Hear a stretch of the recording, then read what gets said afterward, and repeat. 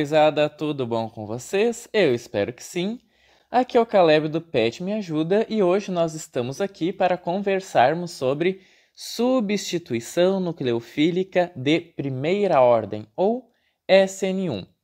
E aqui eu trouxe para vocês um paralelo entre a SN2, que a gente estudou até agora, e a SN1, lembrando dentro de reações de haloalcanos, tá? Uma coisa que muitas pessoas se perguntam é por que a SN2 é chamada de SN2, sendo que ela ocorre em apenas uma etapa, e a SN1 é de primeira ordem, sendo que ela ocorre em duas etapas. Bom, quando eu digo que uma reação é de determinada ordem, eu estou me referindo à influência que a concentração dos reagentes vão ter sobre a velocidade da reação, tá? Então, quando eu digo aqui que a SN2 é de segunda ordem, eu estou dizendo que a concentração do nucleófilo e a concentração do meu haloalcano, ambas influenciam sobre a velocidade, ou seja, sobre a ordem aí da reação. Entretanto, que aqui na SN1 eu tenho uma reação de primeira ordem. Por quê? Porque a concentração aqui do meu nucleófilo vai ser irrelevante na velocidade da reação, tá? E a gente já vai ver por quê. A gente pode observar isso aqui neste gráfico mesmo. Se vocês observarem SN2 aqui, meu ponto crítico, por assim dizer, a única energia de ativação, o único estado de transição que é formado, é este aqui, quando o nucleófilo se aproxima pelo lado oposto ao do grupo de saída, então eu formo este intermediário, eu tenho que ter essa energia de ativação, e depois eu tenho a formação do meu produto de substituição nucleofílica e a liberação do grupo de saída. Entretanto, aqui na 1, eu vou ter mais de um estado intermediário. E o primeiro estado intermediário, que vai ser o mais crítico, é este que tem aqui a maior energia de ativação. E esta aqui será a etapa lenta da reação, a que vai determinar a taxa ou velocidade de reação. E que etapa é essa? A etapa da formação de carbocátion, coisa que a gente não tem aqui na SN2.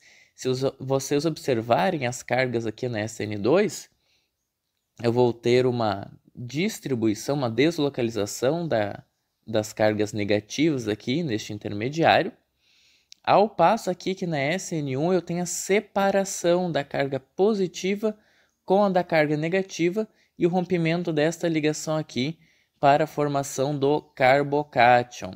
Então, o que vai determinar a velocidade da minha reação é a velocidade da formação de carbocátion, porque uma vez que ele está formado, a energia requerida para o nucleófilo se adicionar aqui é pequena, então eu vou em direção do meu produto termodinâmico.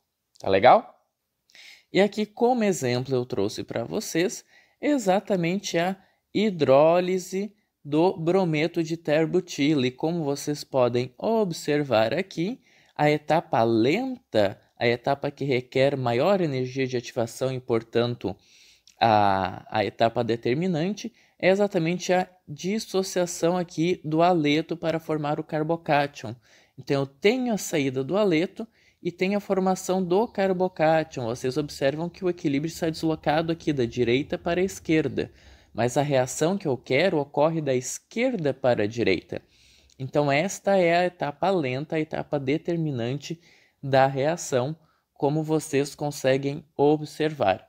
E o fato dessa ser a etapa determinante vai nos dizer algumas coisas interessantes sobre os fatores que influenciam nesta reação. Vamos ver isso mais para frente. Bom, a partir do momento que o carbocátion está formado e que o grupo de saída saiu da molécula, houve a dissociação do aleto, eu posso ir para a segunda etapa aqui dessa reação de hidrólise que eu trouxe para vocês.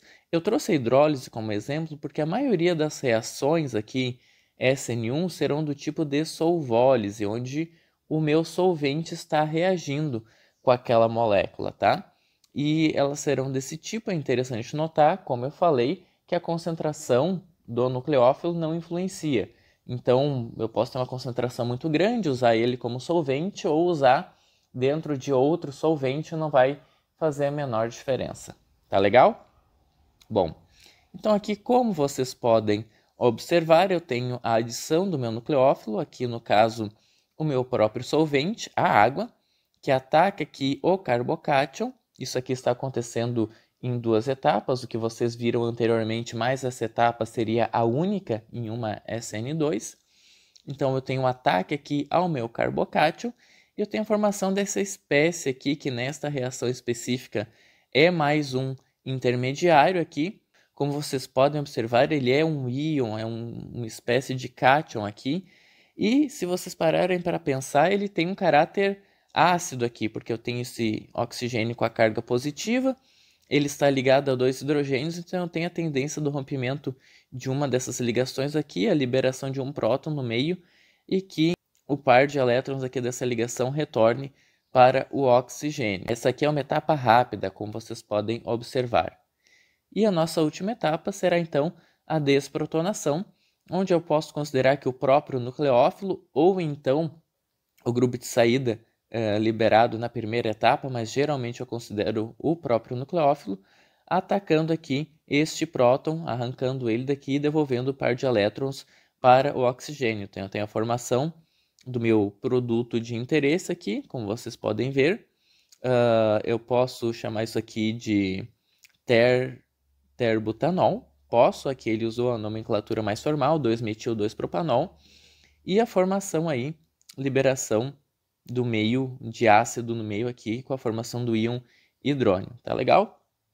Então é basicamente assim que se sucede a SN1. Agora, falando um pouquinho sobre a estereoseletividade da SN1, o que acontece é que ela não tem. Se vocês lembram lá da SN2, eu tinha dado o exemplo do guarda-chuva, né? Que ocorreria a inversão da configuração quiral daquela molécula, né? Mais ou menos similar a um guarda-chuva virando em um dia de vento. Mas, na verdade, aqui, como eu tenho a formação deste intermediário carbocátion, observo que esta molécula aqui ela é planar, ela é aquiral. Tá?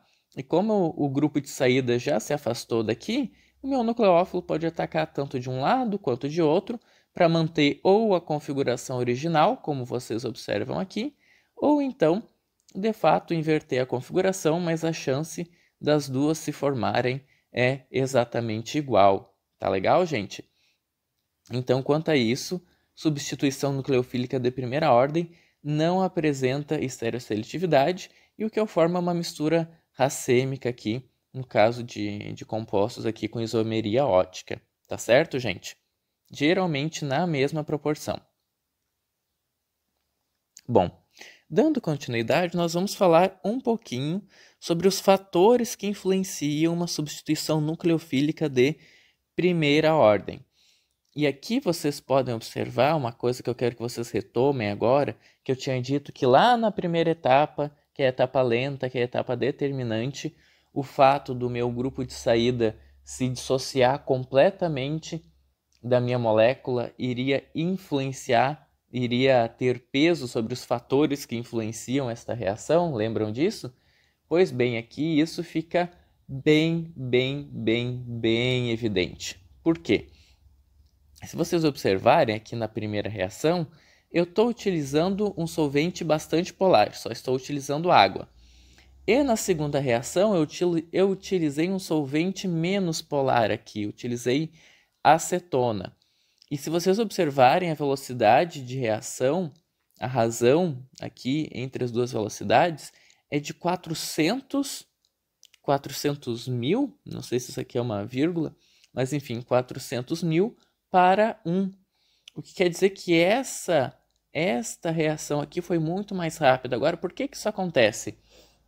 Vocês lembram lá que um dos problemas da SN2 era se eu usasse um solvente polar prótico, porque ele teria muito pronunciado a diferença de cargas na estrutura do solvente. Isso faria com que ele solvatasse o meu nucleófilo, ou seja, com que ele agarrasse o meu nucleófilo com mais intensidade quanto mais básico fosse esse nucleófilo. Pois bem, aqui é exatamente o mesmo efeito que ocorre, só que com um grupamento de saída. E neste ponto, isso não é indesejado, isso é desejável. Por quê? Se eu tenho o rompimento aqui da ligação do grupamento de saída com o restante da molécula e eu tenho a formação do carbocátion e a liberação do grupamento de saída, eu não quero que aquele haleto volte para a molécula. Eu quero que o solvente segure ele, entende? Então esta etapa pode ocorrer de maneira mais rápida, porque a partir do momento que a ligação é quebrada, ele não volta. Então tem uma taxa de reação maior e da mesma maneira o solvente também pode ajudar a estabilizar aí o carbocátion, mas existem outros efeitos que estabilizam o carbocátion, vamos falar disso mais para frente.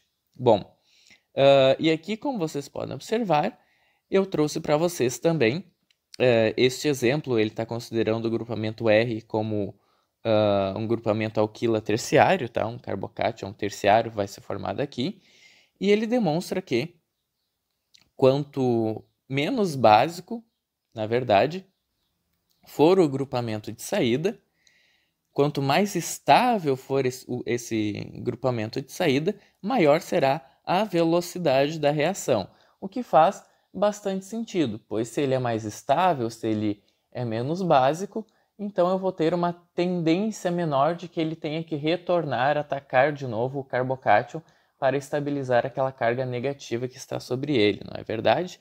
Então a gente observa isso aqui, ó. Por exemplo, o cloreto está em último lugar aqui, o brometo vai ser mais estável, vai estabilizar melhor esta carga negativa. O iodeto aqui, pelo iodo ser o íon maior, né, ter um raio iônico maior aqui, um raio atômico maior, ele vai conseguir estabilizar, distribuir melhor essa carga negativa e comportá-la melhor sem ter que atacar novamente o carbocátion.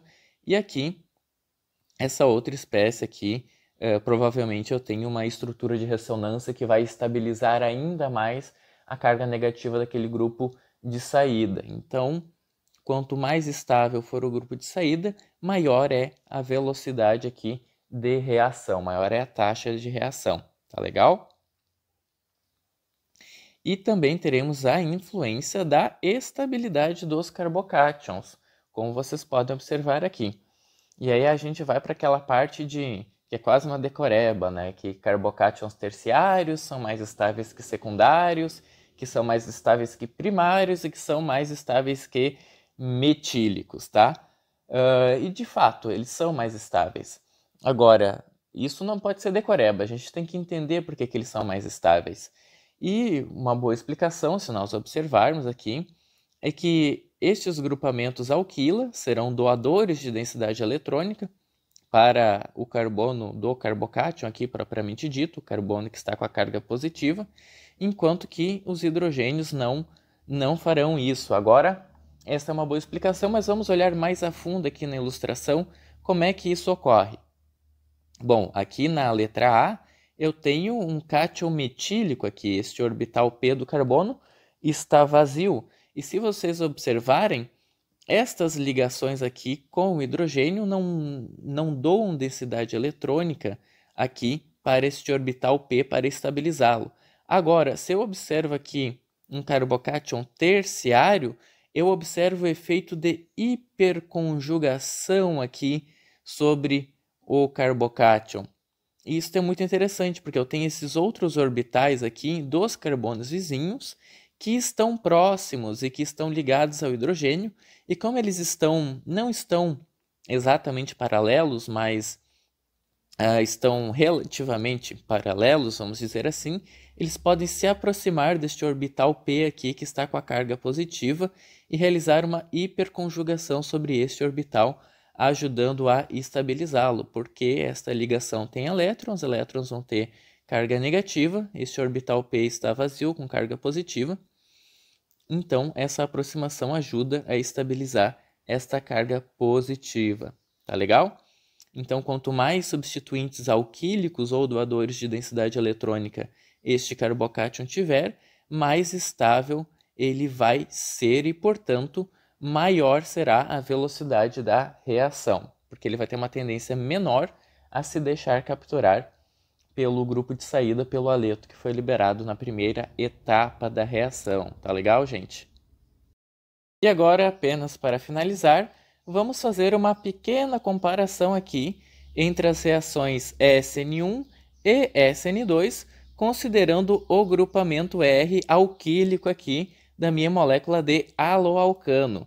O que eu observo aqui é que quanto mais grupamentos doadores de densidade eletrônica estiverem ligados ao carbono do carbocátion, maior será a tendência que esta molécula reaja via SN1, pelas razões explicadas até agora, pois vai ter uma tendência maior a formar o carbocátion e manter este carbocátion estável, e também vai ter uma tendência maior voltada para o uso de solventes polares próticos para estabilizar tanto o carbocátion quanto o haleto no grupo de saída, enquanto que quanto menos grupos doadores de densidade eletrônica este grupamento R tiver, menor será a tendência de reagir via SN1 e maior será a tendência de reagir via SN2 em uma única etapa, tá? Com influência da concentração do nucleófilo e melhor velocidade, melhor taxa de reação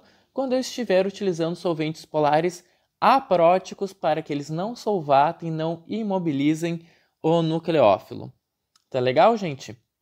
Pelo vídeo de hoje era isso, espero que vocês tenham gostado. Se vocês gostaram, curtam, comentem, compartilhem com os amigos e não deixem de seguir o PET nas redes sociais para estar sempre atualizados. Um abraço e até a próxima!